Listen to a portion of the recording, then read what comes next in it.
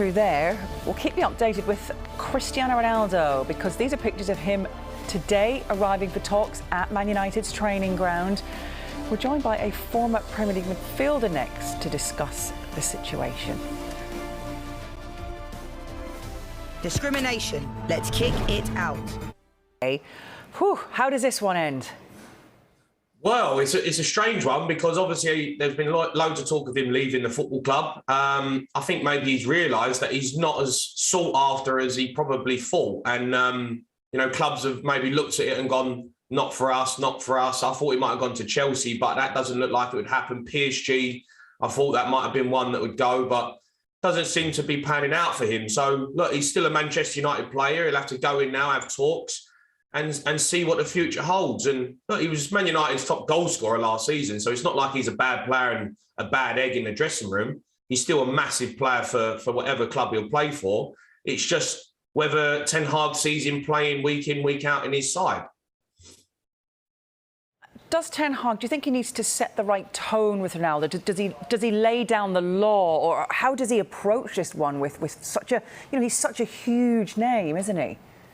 Yeah, I think, look, the manager's come in, pre-season looks to be going quite well for Manchester United. Martial's come back into the fold and he looks, decent again.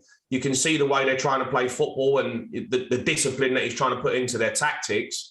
And I think straight away Ten Hag's going to have to say to Ronaldo, it's my way or the highway. I know he's a huge player, he's a world-class player, but he wants to do it his way now. And this is a new Manchester United team, which is going to be fresh under this new regime. And Ronaldo's got to get on board with it. And I think that's the difficulty that managers have had in the past with him, is because he's such a big player on and off the pitch.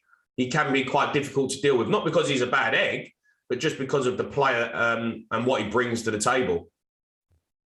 They're arriving with his agent a short time ago. The other thing that surprised us was the arrival of Sir Alex Ferguson ahead of these talks. What do you make to all of that? Well, look, Sir Alex Ferguson is the person that kind of built Ronaldo to what he is. I think he was the guy who tried to get Ronaldo back to the football club. He still has a huge say in what happens at Manchester United. And I think he's going to want to be involved in the talks if there's issues, because, I think Ronaldo looks up to Sir Alex Ferguson. I think he knows him, he trusts him. And I think, he can be the guy that is the go-between between him and the manager, and they can figure out what's best for the future for the football club. Because, everyone wants to see Manchester United back on top, because they're a huge football club and they're great when they're winning. It's good to see them doing what they do, but it's been a bit of a nightmare for them over the last few seasons. Ronaldo last season was top scorer, but the team was a shambles.